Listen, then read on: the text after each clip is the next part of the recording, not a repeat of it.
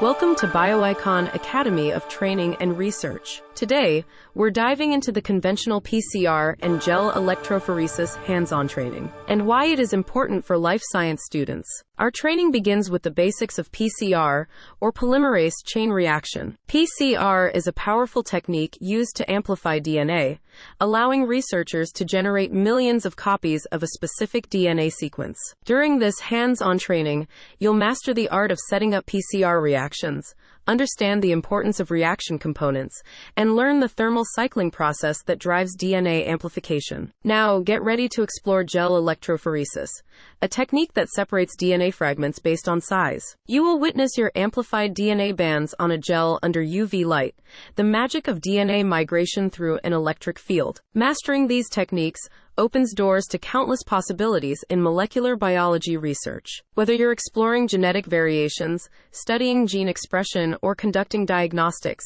PCR and gel electrophoresis are fundamental tools in your scientific toolkit. Join us at BioIcon Academy of Training and Research, where science comes to life. Explore, discover, and unlock the secrets of the molecular world. See you in the lab.